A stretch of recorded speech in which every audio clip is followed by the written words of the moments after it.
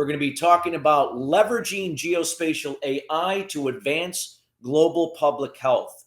And in this session, you're going to learn about the challenges facing global public health.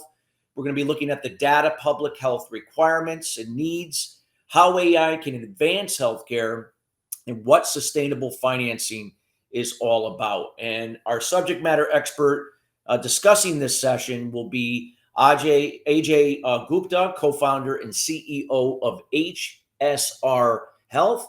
And a little bit about Ajay. He is the chairman of the board of directors, Holy Cross Health, ACH, a multi-hospital social safety net healthcare system and flagship of Trinity Health, which is a $20+ billion US-based health system.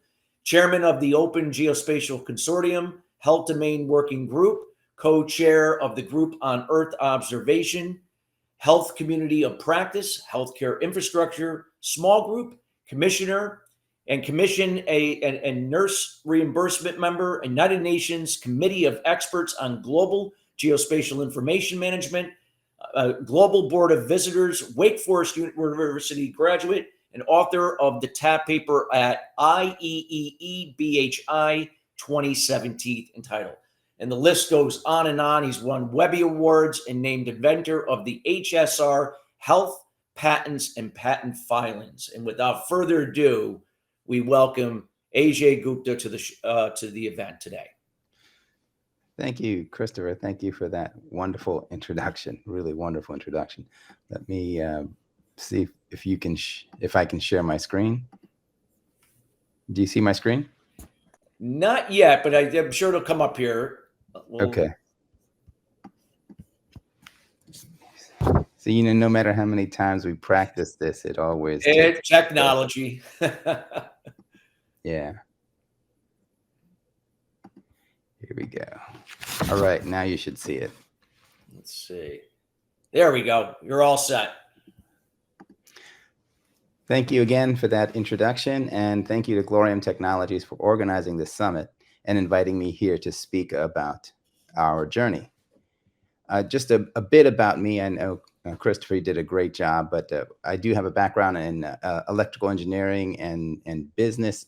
I consider myself a technologist and have had a long career in cybersecurity before transitioning into healthcare research and developing a nonprofit to advance global public health. Quickly about our company. Our company got started really many, many years ago now as a nonprofit organization because my wife has a medical practice where she has a medically monitored weight loss program. And after a few years running the program, she mentioned to myself and a colleague and friend of mine, who's now my partner, that one particular socioeconomic group outperformed all other groups in the program. And while there is always diversity in outcomes in healthcare, it's not supposed to be the case where one group is vastly outperforming everyone else. So she just simply mentioned it, and my friend and I decided to look into it. And let's see, was there something we could do to identify why this is the case and perhaps help my wife adjust the program to serve everyone's needs. So we did that. The old-fashioned way. We pulled charts, we looked at patient records, we saw what was going on, we did focus groups, we talked to patients, we talked to and monitored, sort of how my wife ran the practice. And we did discover the underlying root cause. And once we were able to share that with my wife, she was able to adjust the practice so that all patients have an equal opportunity at a positive outcome. Learning from that, my friend and I thought, well, perhaps we can impact global public health. If we can do things at an individual patient level, just based on data analytics, maybe we can do it on a global level. So this is my partner, Ram Paravemba. He is a dual board certified anesthesiologist and pain management physician with experience as both a private practice and a hospital-based practice. He's developed care models, and he's also a rated runner, guitarist, and golfer. This is him receiving an award. More importantly, this is him getting ready, he's partially ready to treat COVID patients back during the pandemic. So he and I, based on the experience we shared, discovered that there could be a technological data analytics solution to advance global public health. And we decided to use this joint experience and develop a firm that leverages advanced technologies to do that. I'll describe the GeoMD platform that we have been building now over the past 10 years in a second. But who we work with is, while we got started sort of at the individual patient level, we now work with health systems. We work with global public health organizations like the WHO and their peers, and any organization that's impacted by health outcomes. But the genesis of what we think of is always at the clinical point of care, right? How do we help that one physician treat that one patient just a little bit better so they have a better chance at a positive health outcome? That's still our mindset. Now, the GeoMD platform that we have developed is really one of only a handful of health-focused spatial data infrastructures in the world. A spatial data infrastructure is sort of a library of data that is geocoded to location, meaning if we are talking about climate data, we will have climate statistics for this location where we're standing at right now, which might be different from the locations where the audience are, which might be different from where future audiences who sees the video recording may be. And we have all of that data understood to be climate representative where that viewer is enjoying the presentations. The GeoMD platform also has a robust data pipeline and an AI workbench with advanced visualization capabilities, some of which I'll show and talk about. And we have among the largest repositories of geocoded health and social data in the world. And that's important because we do want to make sure that when we are analyzing data to find solutions to health outcomes, we haven't missed anything that may provide insights to why health outcomes are the way they are. And through our involvement with the United Nations GGIM, as Chris mentioned, and the Group on Earth Observations, we are positioning our spatial data infrastructure to be a cornerstone of health and geospatial collaboration, data sharing, and analysis dissemination. Our goal being that once established, all public health organizations should be able to access our data and analytics to serve their local populations. The GeoMD platform for the technologists in the audience is a multi-stack, cloud-native, health-focused data infrastructure runs on the AWS cloud through both the Esri ArcGIS Enterprise Stack and the GeoNode GeoServer open source stack. We do use a data lake architecture with serverless environment for enabling point of care and cloud edge computing. The GeoMD platform is a mechanism to enable artificial intelligence to advanced health risk analytics. We leverage health risk indicators that exist in the industry. For instance, one health risk indicator is the A1C rating that helps determine whether a patient has diabetes or not, or whether the diabetes is under management. In some cases, we leverage existing indicators, and in other cases, we create and advocate for new health indicators. For instance, wildfires and climate change, heat-induced wildfires is not necessarily a new phenomenon, but one we think is increasing over time. And so understanding which factors should sound an alarm for a health implication due to wildfire is a new indicator that we're developing. And we aid public health decision makers by advocating for and sharing these indicators and where represent current risk from local to global levels. We can do that and predict the spread and severity of disease, targeting mitigations to stop the spread. We leverage fairly advanced data algorithms, some of which I'll talk about, but we will use both machine learning approaches, AI approaches, which is really brute force statistical methods on big data, as well as agent-based simulations that we can use to assess and simulate the spread of infectious disease across populations. And then with geospatial mapping are able to provide really two broad things. We provide clinical point of care decision support. That is, again, the guidance on diagnosis and treatment down to the individual clinical team or physician level treating an individual patient. While we are a population health company and track data and statistics at the population level, whether that is a nation, whether that is a census tract or admin 3 or 4 in other parts of the world, or whether that is a population that is defined differently, like an employee base for a large organization or a consumer base for a retail business. While we're at the population level, we develop models that translate that population impact, population level health impacts, down to individual patients. In healthcare, that's called a risk stratification. We stratify the risk of adverse health outcomes for individual patients that patients and physicians can use in their one-on-one interactions. And secondly, we provide operational support for healthcare delivery. That could be resourcing individual healthcare facilities with the supplies, staffing, pharmaceuticals that they would need to treat the affected.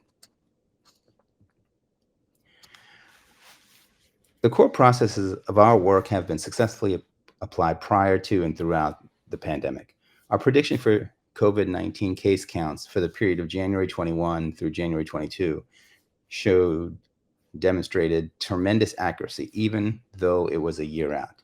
So in other words, we were able to, in the United States at a state by state level in January of 21, predict the number of cases that would happen requiring both hospitalization and ICU hospitalization for an entire year through January 2022. This allowed hospital systems strong confidence in staffing to the level needed to provide care for those patients. Similarly, our prediction of flu and COVID hospitalizations, those accuracy through an entire wave when we were at the time concerned about a coincident flu and COVID twin-demic. And based on our underlying population health data captured and housed on the GeoMD platform, along with current case counts and transmission vectors based on our agent-based modeling, we were able to determine the number of ventilators that would be needed on a state-by-state level down to the facility so that those states could acquire those ventilators either from the U.S. strategic stockpile or borrow from other states or secure them from the open market.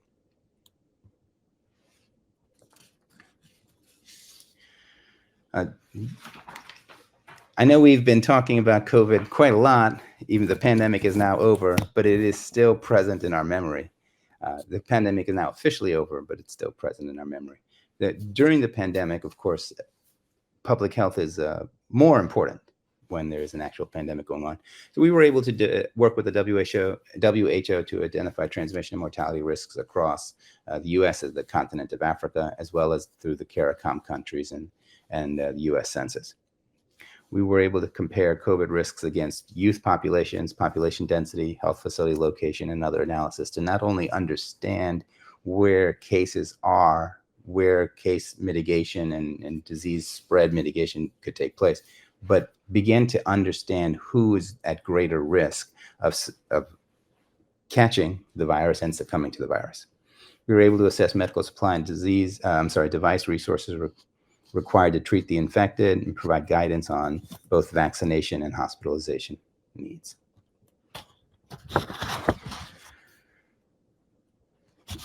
We also do a great deal of work in support of disaster response efforts.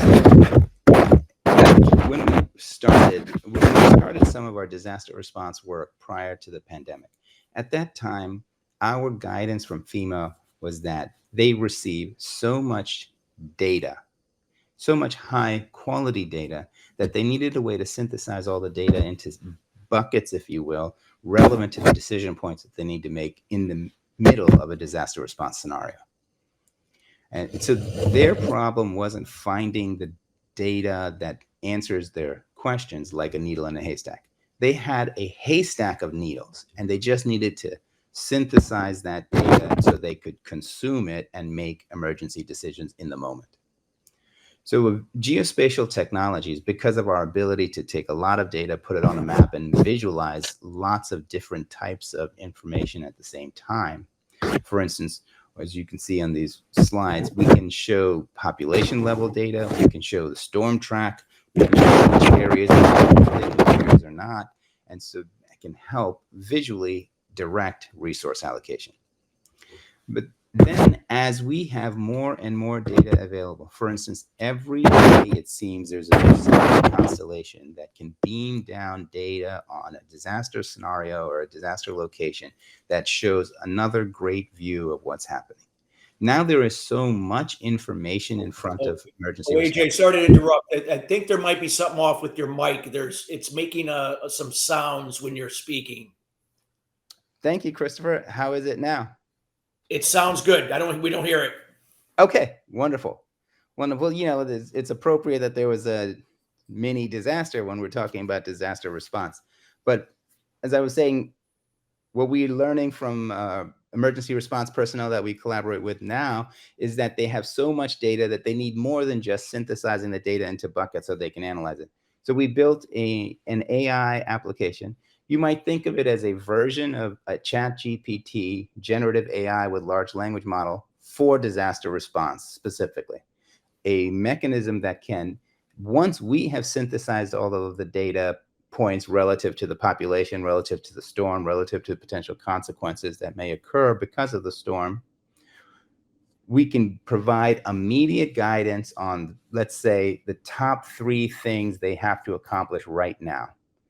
Now, emergency response can still do whatever they want, but this guidance on what is the most critical thing to do at the moment is very helpful and important for their ability to provide guidance.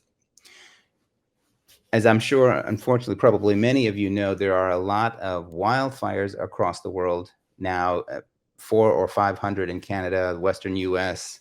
Of course, Maui is hit by a wildfire that's of unexpected consequence, and there are the risks of heat-induced wildfires in many parts of the world. So we've built an index leveraging an AI approach that informs firefighters exactly what the most important things are to do. This assesses data, including things like fuel source, smoke plume, fire spread, and intensity to understand and predict both the immediate as well as long-term health impacts of the population. As I said, growing area of concern as climate change, and also because we humans are migrating to previously untouched environments, is likely to increase the risks of fire. And as I said, one of the things that we do to aid responses, and we've done this in Maui, is make an assessment of the post-fire health infrastructure. Unfortunately, sometimes fires not only destroy homes and communities, they destroy hospitals and medical clinics that are there to provide care to the displaced individuals. So we go into an area leveraging satellite data as soon as possible to understand what has been impacted so that local communities can restore those. Also, during a disaster, one of the key concerns is that we have the correct allocation of resources to facilities where patients will be, whether that is an existing clinic or a field hospital. So a particular effort we engaged in Peru, where they are prone to floods and landslides due to those floods in the Rimac River Basin, we're able to map the location of their existing medical facilities. And then as floods come in, we can see in almost real time from various satellite sources and terrestrial sensors which facilities are inaccessible and which communities are more impacted by the floods and landslides. So we can both direct individuals to the existing medical facilities that are untouched or the presence of a field hospital so that they can receive care, and we can direct resourcing to shift from inaccessible locations here in locations labeled 1 and 2 to locations labeled 3 and 4 where patients may go. So those are some of the work that we've done and we continue to do around the world around disaster response and health system operation. I do want to talk about going forward, we will need to build new systems that can address the growing concerns on public health. And that is essentially, it can fall under many names. Many like to call it an early warning system for health emergencies. Some like to call it a pandemic preparedness system. I like to focus on what is the disease or the health emergency that would cause the health emergency, and can we predict that in advance to either stop the spread or stop the occurrence of that disease. The majority of diseases in human history are caused by zoonotic spillover. A zoonotic spillover event happens when a pathogen travels from a reservoir host through a combination of secondary hosts and the environment until it eventually leads to human exposure. As you can see in this Swiss cheese model, there is a certain probability, sometimes low, sometimes high, at each of these different stages that a pathogen will survive until it eventually reaches and replicates in humans. Essentially, from animals, zoonotic diseases spill over into human populations. Every year, there are hundreds, almost every day, there's a potential pathogen that humans are exposed to. It's rare that they lead to global or even a local outbreak. However, there's strong evidence to suggest that in our changing world, that we are seeing an increasing likelihood of this happening. One of the main factors that leads to an increase in probability for an animal pathogen jumping to humans is simply more human to animal interaction. We know from previous research that on human encroachment to animal habitats, whether it's from economic development or climate change related forces, it accounts for 30.6% of all zoonotic emergencies, 30.6% of all of those events that may lead to a pandemic. On top of that, we also know that rapid changes in ecosystems leads to loss of biodiversity, similar to food chain imbalances. This usually leads to a reduction in large-bodied species with longer life histories and an increase in smaller-bodied, fast-lived species more likely to transmit zoonotic pathogens. They're fast-lived, that means they have more generations per unit of time and more opportunity for their disease spectrum to mutate into something that can be harmful to humans. This loss in biodiversity can result from deforestation, destruction of natural habitats, which are caused both by climate change and direct human involvement. For instance, biodiversity loss. Recently, the world has seen an average 68% drop in mammal, bird, fish, reptile, and amphibian populations since the 1970s. And that's a long period of time for a substantial loss in diversity. Much of the loss is caused by habitat destruction due to unsustainable agriculture or logging. And climate change, which hasn't been the biggest driver of biodiversity loss so far, is expected to take on that role in the coming decades. But even in countries, as you can see in the deforestation graph, that show a growth are actually experiencing an overall reduction in the rate of reforestation, meaning that as those countries even, and as everyone in the world cuts down trees, there are fewer and slower process of trees replacing the cut down trees. And in what should be an alarm bell for the planet, in 2016, a child in Russia's far north Siberian region died, and over 100 other children fell ill in an outbreak of anthrax that scientists believe came from an infected reindeer corpse that had been buried in the snow 70 years prior, but was uncovered due to melting permafrost. As a result of these ecological changes and the increasing interconnectedness of humans and animals, it is expected that the rate of new global emerging infectious diseases are not going to slow, but potentially increase. Because of this, we need to understand how to break the chain of transmission from animals to humans, as well as from human to human. Disease surveillance, which is really what we got to do, is not a new concept, and there are dozens of interconnected systems deployed today. Throughout the past 2 decades, there have been many international initiatives to develop the technology and infrastructure required for the surveillance of infectious disease, and really the surveillance of any disease. Some of the more recent initiatives include Deep Vision, funded by USAID, among a number of others. We are working to build off of these systems by developing a more holistic understanding of the risks for the prediction of zoonotic spillover events and therefore both emerging and endemic disease events, leveraging advanced learning and diverse data sets. Our approach includes models of climate change, environmental habitat, and their impacts with geospatial mapping of high-risk areas for zoonotic spillover so we can target surveillance to the specific areas where surveillance may be most needed. And then to collaborate with public health decision makers to engage in those surveillance activities at that place. This is a model diagram. I know I'm running out of time, so I'll speed a little bit, but this is showing leveraging synthetic data, a zoonotic spillover risk map for Peru. The darker red areas are worse. So given Peru's surveillance capacity, they should target those particular areas for higher risk. Now, as a call to action,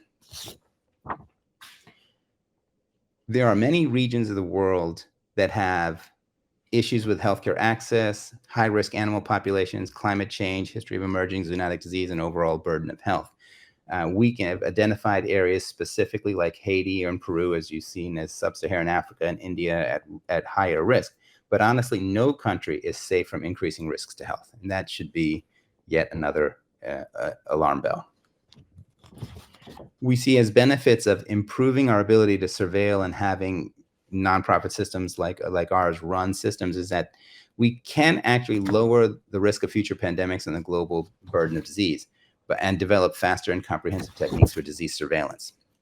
One of the challenges are, of course, that we need new financing mechanisms. Most of the systems that I mentioned, in fact, all of them are funded by either public funds or foundations.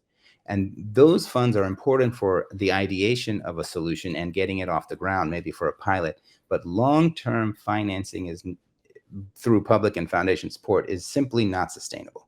We need to get private sector investment, and this will require creative thinking, such as adopting a venture philanthropy approach.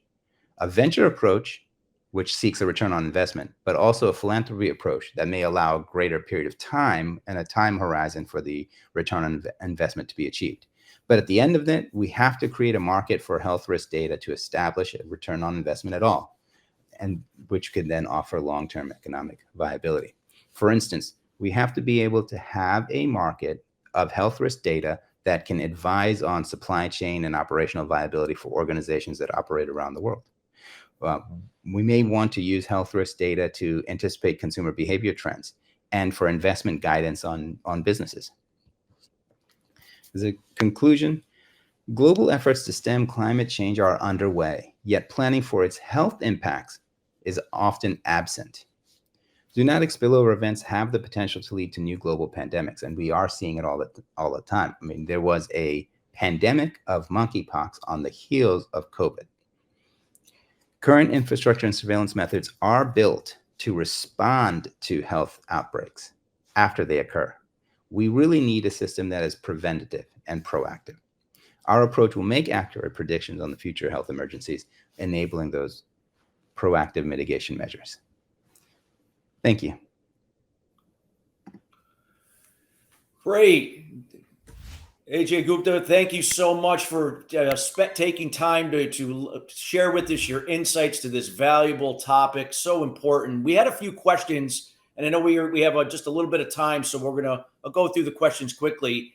Can you give some examples of geospatial AI improving public health?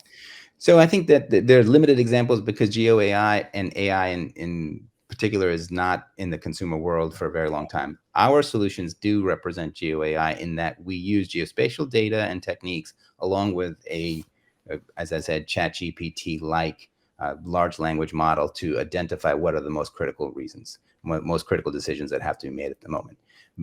That deployment is mainly in the disaster response scenarios. So for instance, Canada is facing 400 plus fires.